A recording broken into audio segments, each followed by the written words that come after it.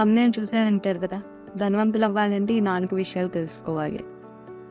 Course డబ్బుకు లోకం దాసోహం అంటారు.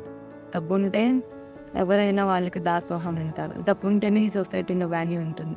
సో అందులో ఫస్ట్ పాయింటే డబ్బు యొక్క ఇంపార్టెన్స్, మనీ యొక్క ఇంపార్టెన్స్ ఏంటి, మనీ యొక్క వాల్యూ ఏంటి అనేది మనం తెలుసుకోవాలి. సో డబ్బులు ఉంటేనే ఈ సొసైటీలో మనకి వాల్యూ ఉంటుంది. కొన్నిసార్లు మన హ్యాపీనెస్ని కూడా డబ్బులతోనే కొనుక్కోగలం. ఎప్పుడు ఎలాంటి సిచ్యువేషన్స్ అంటారా, మనకి బాగా దగ్గర వాళ్ళు లేదా మనమే కావచ్చు, మన హెల్త్ బాగున్నప్పుడు హాస్పిటల్లో అడ్మిట్ అయినప్పుడు, మన లైఫ్ కాపాడుకోవాల్సిన సిచ్యువేషన్స్లో, మన తీవ్రమైన అనారోగ్యాలు వచ్చినప్పుడు, అప్పుడు కూడా మనం ఆ మనిషిని కానీ ఆ వ్యక్తిని కానీ కాపాడుకోవాల్సి అంటే డబ్బులతోనే మనం సాధ్యం. కొన్ని ట్రీట్మెంట్స్కి చాలా ఖర్చు అవుతుంది. ఆ డబ్బులు ఉంటేనే ఆ ప్రాణాలు మనకి తప్పుతాయి. సో అలాంటి హ్యాపీనెస్కి కొనుక్కోవాలన్నా కూడా మనకి డబ్బులే కావాలి. మనిషి యొక్క బేసిక్ నీడ్స్ ఏవైతే ఉన్నాయో, ఫుడ్, షెల్టర్, క్లాతింగ్, ఈ మూడింటికి కూడా మనకి వాళ్ళ డబ్బులు ఉంటేనే ఈ 3 కూడా లభిస్తున్నాయి. అవునా కదా? మనం ఏదైనా నచ్చింది తినాలన్నా, కొన్ని బేసిక్ నీడ్స్, కొన్ని అవసరమైన ఫుడ్ తినాలన్నా కూడా డబ్బులు కావాలి. ఉండడానికి ఇల్లు, సొంతిల్లైనా అద్దిల్లైనా రెంట్ కట్టాలి, సొంతిల్లైనా కొనుక్కోవడానికి డబ్బులు కావాలి. క్లాతింగ్, బట్టలు వేసుకోవాలంటే ఇవాళ బట్టల గురించి చెప్పనవసరం లేదు. ప్రతి దానికి చిన్న వస్తువుకైనా కూడా ఆ డబ్బులు కడితేనే మనకి ఆ బట్టలు అనేవి వస్తున్నాయి. సో బేసిక్ నీడ్స్, మనకు కావాల్సిన బేసిక్ నీడ్స్, లగ్జరియస్ థింగ్స్ కూడా అంటలేదు నేను, బేసిక్ నీడ్స్ కావాలన్నా కూడా మనీ కావాలి. సో ఆ మనీకి మనం ఇంపార్టెన్స్ ఇవ్వాలి. ఆ మనీ యొక్క వాల్యూ ఏంటో మనకు తెలుస్తుంది కదా. సో కొన్నిసార్లు మనం ఎంజాయ్ చేయాలంటే, లైక్ టూర్స్ వెళ్ళాలన్నా, పుణ్యక్షేత్రాలు వెళ్ళాలన్నా కూడా మనకి డబ్బులు ఉంటేనే ఇవన్నీ జరుగుతున్నాయి. కోర్స్ కొంతమంది అనుకోవచ్చు, ఉన్న దాంట్లో సర్దుకుపోతాము, మాకు డబ్బులతో పని లేదు అని మైండ్ సెట్ ఉన్న వాళ్ళు కూడా ఉంటారు. కాకపోతే నేను వాళ్ళని అడిగే క్వశ్చన్ ఒకటే, ఉన్నదాంతో సర్దుకుపోదామని మీరు అడ్జస్ట్ అవ్వడం స్టార్ట్ చేస్తారు. కానీ సడన్గా ఏదైనా ఎమర్జెన్సీ వచ్చిందనుకోండి, ఎమర్జెన్సీ సిచ్యువేషన్లో మీకు డబ్బులు కావాల్సి వస్తుంది. అప్పుడు మీరు ఏం చేస్తారు? అప్పు చేస్తారా? అప్పు చేయడం కరెక్టేనా? అప్పు కూడా ఎమర్జెన్సీ సిచ్యువేషన్ కోసం. అలాంటి పరిస్థితుల్లో రాకూడదు అంటే ముందుగానే మనం మనీ యొక్క వాల్యూని తెలుసుకోవాలి. ఇది first point. Next second point ఏంటంటే మైండ్ సెట్ టువర్డ్స్ మనీ. డబ్బు పట్ల మన మైండ్ సెట్ని కూడా మనం మార్చుకోవాలి. చాలామంది అనుకుంటూ ఉంటారు, నేను పేదవాడిని, నేను మిడిల్ క్లాస్ వ్యక్తిని, నా లైఫ్ ఇంతే, నా జీవితంలో డబ్బు కూడా రాదు, ఇంతే, నా జీవితం ఇంతే అని వాళ్ళని వాళ్ళే కాంప్రమైజ్ చేసుకుంటూ, వాళ్ళని వాళ్ళే డిక్రీజ్, వాళ్ళ వాల్యూని వాళ్ళే తగ్గించుకుంటూ ఆ మైండ్ సెట్తో ఉంటారు. ఆ మైండ్ సెట్తో ఉంటే మీరు ముందే డబ్బులు లేవు అనే ఉద్దేశంలో ఉన్నప్పుడు మీ దగ్గరికి డబ్బులు ఎలా వస్తాయి చెప్పండి? సో ఇవాళ సక్సెస్ అయ్యి కోట్లు సంపాదిస్తున్న వాళ్ళని మీరు గమనించినట్లయితే, వాళ్ళందరూ కూడా వాళ్ళ బయోగ్రఫీలోకి మీరు వెళ్ళి చూసినట్లయితే, తెలుసుకోవడానికి ప్రయత్నించినట్లయితే, వాళ్ళు పడిన కష్టాల్లో పావంతు కూడా మన కష్టాలు అనిపించవు తెలుసా. సో వాళ్ళని ఇన్స్పిరేషన్గా తీసుకోండి. మైండ్ సెట్ అనేది ఎలా ఉండాలి అంటే, ఇవాళ కాకపోతే రేపు నేను ఎప్పటికైనా సరే నేను జీవితంలో గొప్పవాడిని అవుతా, గొప్ప ధనవంతుని అవుతా, మనీ అనేది నా దగ్గరకు వస్తుంది, నేను అది ఎప్పటికైనా ఆ స్టేజ్కి రీచ్ అవ్వగలుగుతాను అనే నమ్మకం ఉండాలి. ఇప్పుడు కష్టాలు కూడా భగవంతుడు ఎవరికి ఇస్తాడో తెలుసా? Strongest people will get the biggest problems. ఎవరికైతే ఎక్కువ కష్టాలు వస్తున్నాయో వాళ్ళే చాలా బలవంతులు. వాళ్ళ కష్టాలను ఎదుర్కొనే బలం వాళ్ళకు ఉంటుంది కాబట్టి భగవంతుడు వాళ్ళకి ఆ కష్టాలను ఇస్తాడు. సో నేను మెంటాలిటీని ఇలా ఫ్రేమ్ చేసుకోను, నేను చాలా స్ట్రాంగ్ కాబట్టి నాకు ఇన్ని కష్టాలు వస్తాయి, అండ్ ఈ కష్టాన్ని కూడా నా స్ట్రెంగ్త్ తోటి నేను ఓవర్కమ్ చేయగలను, నేను రిచ్ అవ్వగలను, ఒకనాటికి నేను ఇవన్నిటిని ఓవర్కమ్ చేసి నేను గొప్ప ధనవంతుని అవ్వగలను అనే మైండ్ సెట్ ఉండాలి. అండ్ కొంతమంది ఇలా కూడా అనుకుంటుంటారు, ఆడేదో తప్పు చేశాడు, తప్పు దారిలో వెళ్ళాడు, అందుకే అడ్డదిడ్డంగా సంపాదించేశాడు, మనం అలా తప్పు చేయట్లేదు కాబట్టి మన దగ్గర డబ్బులు లేవు. This is wrong. ఈ మెంటాలిటీ అనేది చాలా రాంగ్. తప్పు చేస్తేనే డబ్బులు వస్తున్నాయి అనడానికి మీరు వెళ్ళి అక్కడ ఏం జరుగుతుందో చూసారా? అలాగని వాళ్ళు బాగా కోటీశ్వర్లై సంపాదించి ఉన్న వాళ్ళందరూ తప్పు చేసిన వాళ్ళేనా? కాదు. ఈ మెంటాలిటీని మార్చుకోండి. సో ఎప్పటికైనా సరే నేను ధనవంతుని అవుతాను, నేను గొప్పవాడిని అవుతాను, నా దగ్గర ఆ తెలివితేటలు ఉన్నాయి అనే హోప్ ఉండాలి, అనే ఆశ ఉండాలి. దాన్ని మాత్రం ఎప్పటికీ వదులుకోవద్దు. మీరు ఎప్పుడైతే ఆశని కోల్పోతారో అప్పుడు ఆటోమేటిక్గా మీ దగ్గరికి వచ్చే ఆపర్చునిటీస్ కూడా ఆగిపోతాయి. ఎందుకంటే మీరు ముందే డోర్ వేసేసి కూర్చున్నారు, నా దగ్గరికి ఏది రాదు, నేను ఇంతే అని. మీరు డోర్స్ ఓపెన్గా పెడితేనే కదా మీ ఇంట్లోకి లక్ష్మీదేవి వచ్చేది. సో ముందు ఈ మైండ్ సెట్ని మార్చుకోండి, మీరు ఓపెన్గా ఉండండి.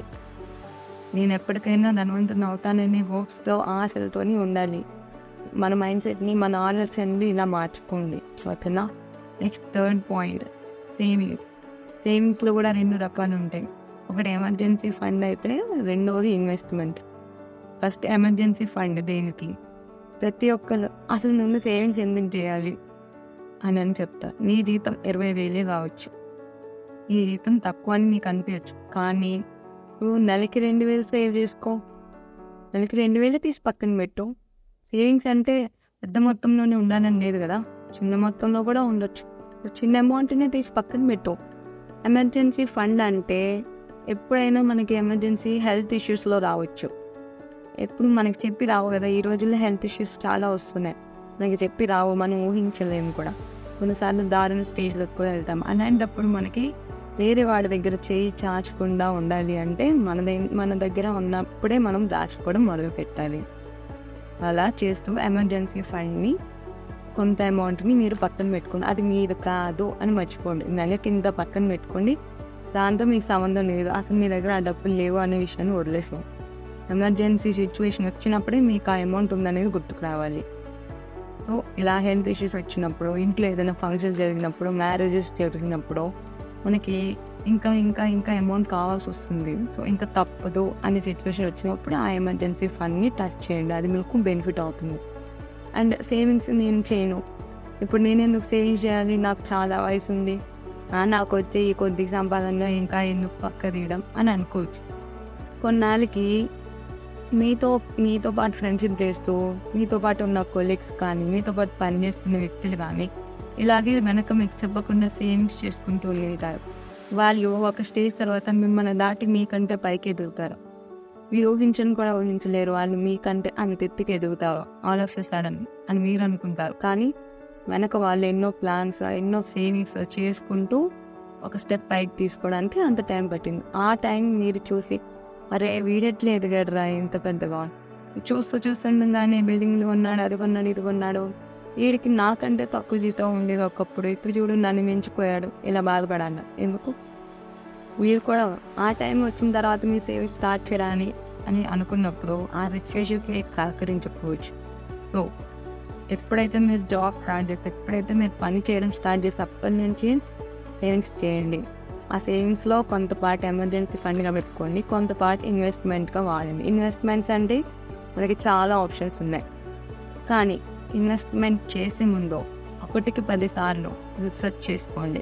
మీరు మీ క్యాపబిలిటీస్, మీ స్ట్రెంగ్త్ ఏవైతే ఉన్నాయో అవి ఏ ఫీల్డ్కి సెట్ అవుతున్నాయి.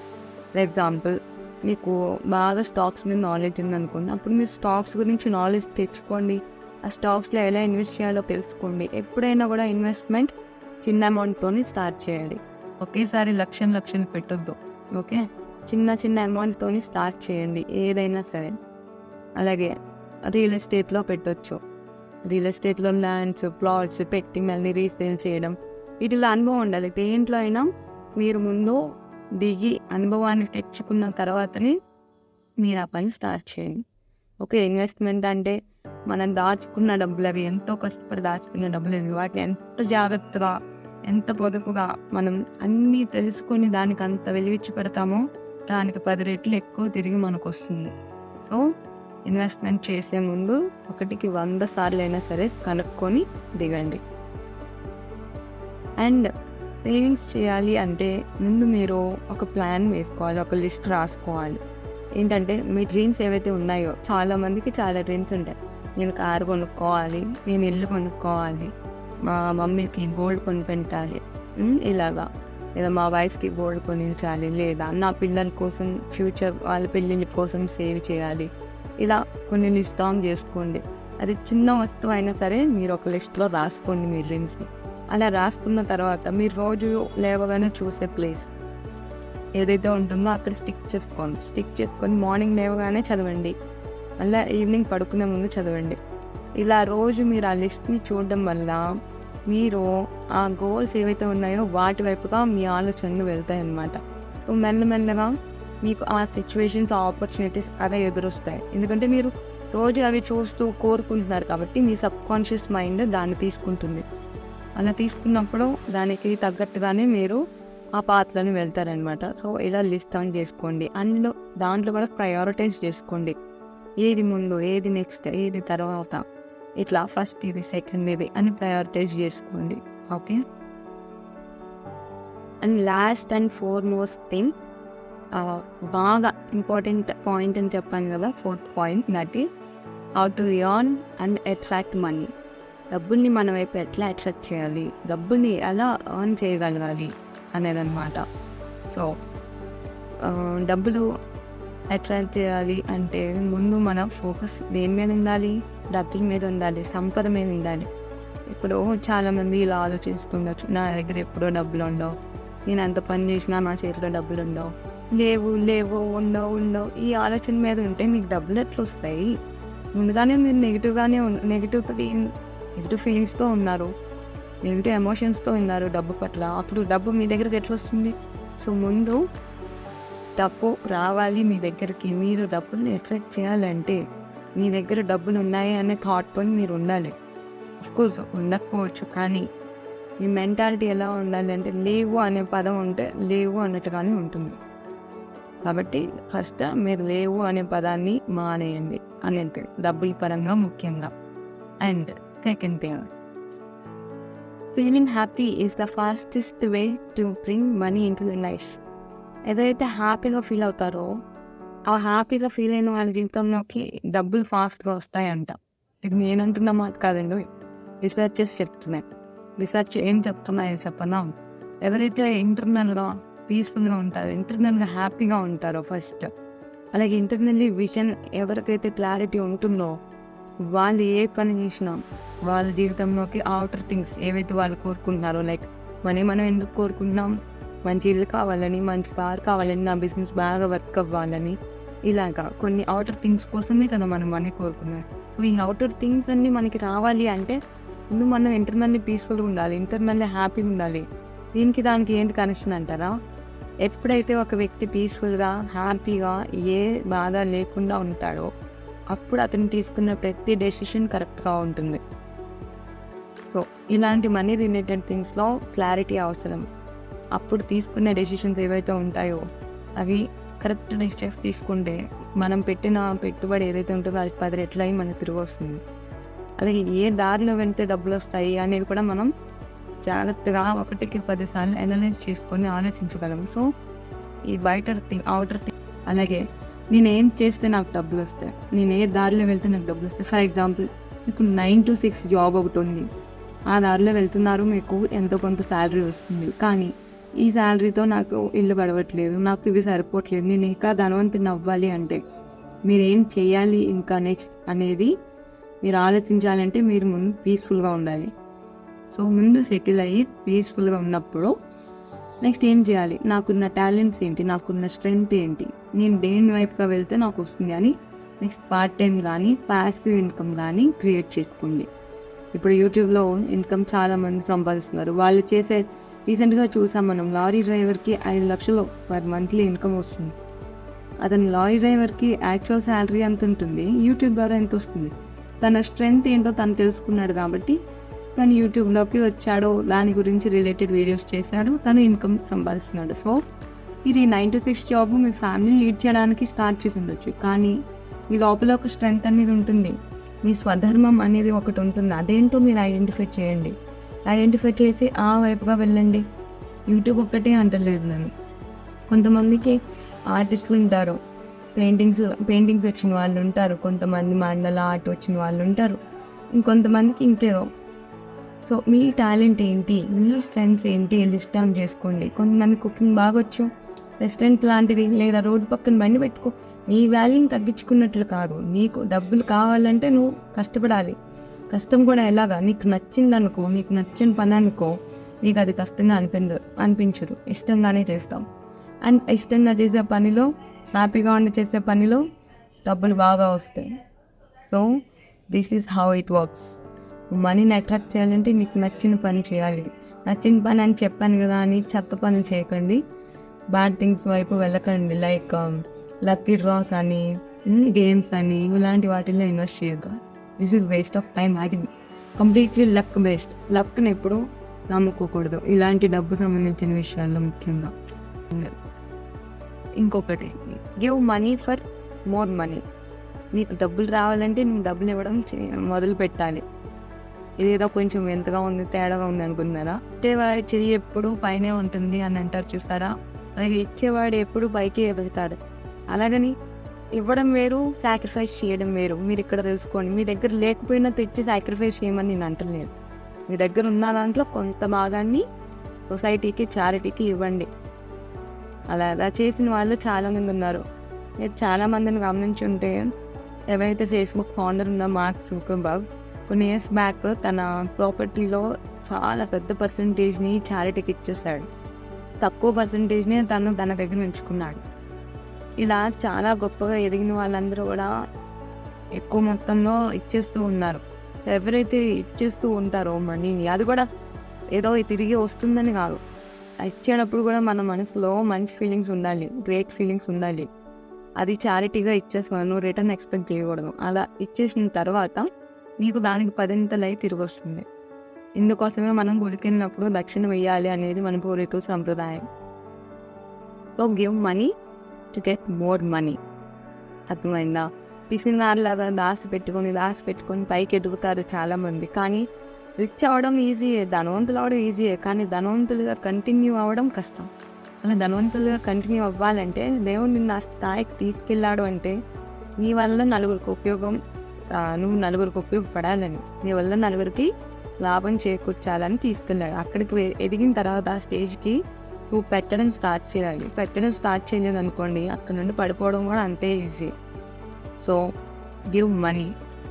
కొంత స్టేజ్కి ఎదిగిన తర్వాత మీరు ఎప్పుడైతే పెట్టడం స్టార్ట్ చేస్తారో అప్పుడు మీ హోల్ హార్టెడ్గా మీరు ఆ మనీ ఉన్నందుకు ఇంకొంచెం హ్యాపీ ఫీల్ అవుతారు. ఎదుటి వాళ్ళకి పెట్టడంలో ఎంత సంతోషం ఉంటుందండి, అది అనుభవించిన వాడికే తెలుస్తుంది. సో పెట్టండి, మీ దగ్గర ఉన్నప్పుడు పెట్టండి, అప్పుడు మీకు 10 తిరిగి వస్తుంది. అలాగే డబ్బులు ఆ టైంకి అవే అరేంజ్ అవుతాయి. సో ముందు మీరు మిమ్మల్ని మీరు నమ్మండి, ప్రయత్నం చేయండి, ఆటోమేటిక్గా అది సెట్ అయిపోతుంది. ఈ యూనివర్సే మీకు సహకరిస్తుంది.